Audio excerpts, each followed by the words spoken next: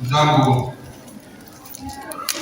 Mheshimiwa mgeni rasmi, mkuu wa mkoa Chalamila, viongozi wa madrasa, wazazi, walezi na vijana, kwa kweli mimi sina mengi sana ya kuongea, lakini nishukuru kwamba kwa ushirikiano mkubwa ambao umefanyika wa kuweza kunishirikisha na mimi katika hafla hii ya vijana wetu kwa ajili ya mafunzo haya ambayo wameyapata, na wakaonyesha uwezo mkubwa sana.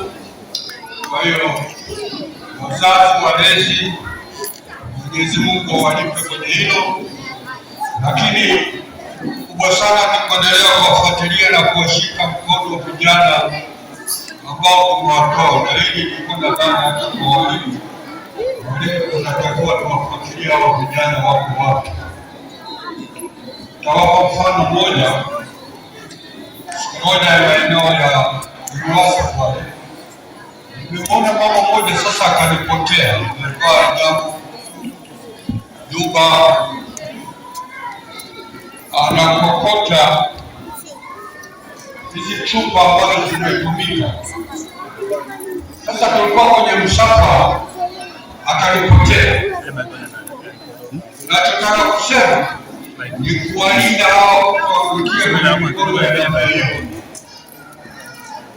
kwa sababu mtu kama yule uchumi wake au kama ungesema mtaji wake hata lakibili haifiki. Kwa hiyo tunaweza tukamshika mkono tukamtafuta mtu ambaye anaweza akamfadhili, ili kwa sababu lile analolifanya kwetu sisi sasa linakuwa sio sura au picha nzuri. Lakini lingine vile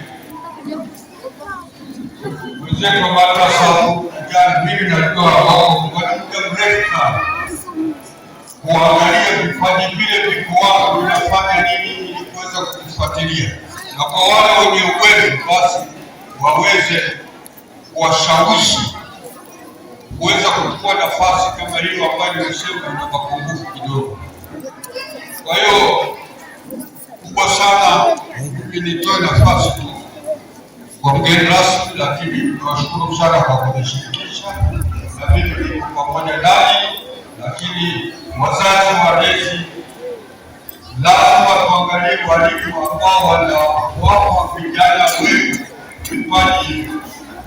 Kiacha hivi basi itakuwa ni ile lazima wao nao kuweza kuwasukuma vichwa vyao, inaweza ikatusaidia tukaenda mbali zaidi.